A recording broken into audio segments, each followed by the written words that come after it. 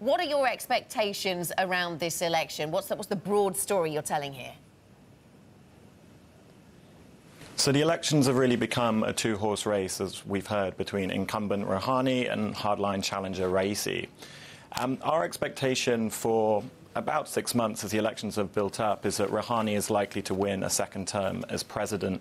There are various reasons that give us that forecast. However, Raisi's profile has raised considerably over the past 3 weeks of the campaign. He has managed to get strong attendance at rallies and clearly can call on the support of Iran's more conservative and hardline establishment figures and also the population. So it will probably be a fairly close race, but we're still quite confident that Rouhani will win a second term.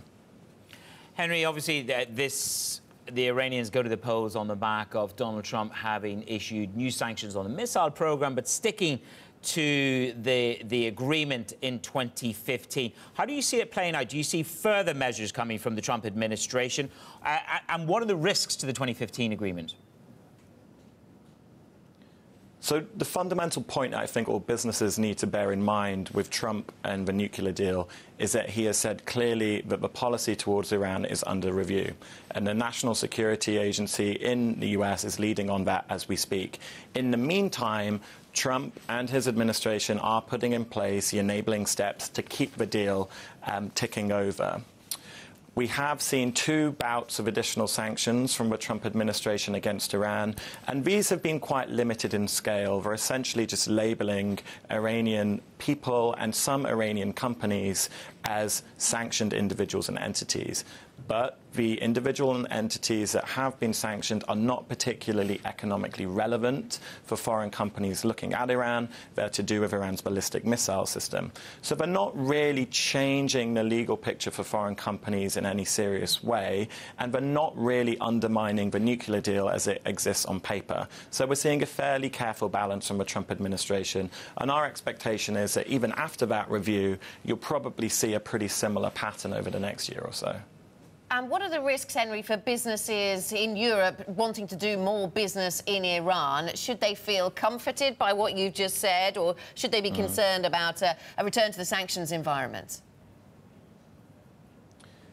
Any European, or quite frankly, any non-US company that's looking at Iran at the moment looks closely at the geopolitics. You have to. And with the election in Iran today, the Trump administration clearly reviewing not just Iran's policy, but also its broader Middle East approach, then there is this big overhang of geopolitical risks that needs to be factored into any decision about investment or trade. But when you look at Iran a bit more closely, clearly the considerations around whether you can avoid working with sanctioned or politically exposed individuals and companies comes into play, and also whether you can get the banking measures that you need to execute your business to work smoothly and reliably. And that's really been the main handicap for our clients that have gone through those early stages where they evaluate their geopolitical risk, they line up what their business will look like contractually, but just making it work by getting banks on side, insurers on side, has been a challenge.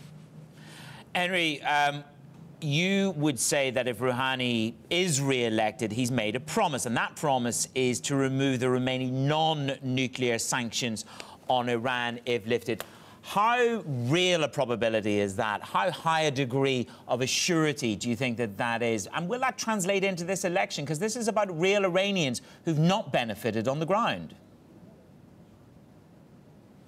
Rouhani only came out with the commitment to repeal the remaining sanctions against Iran quite late in the campaign period. And I think the reasons for that were he felt the pretty acute pressure that he was facing from hardline challengers around his economic performance, around how he hadn't really managed to get as much out of the US in terms of relief as perhaps people had expected. So I think this was really a campaign commitment that was designed to try and manage some of the attention and criticism he was getting from hardliners. Now, for Rouhani to be successful in repealing further US sanctions, you need 2 things. You need Trump on board and you need Iran's supreme leader on board. All right. And right now it's hard to see those 2 things happening.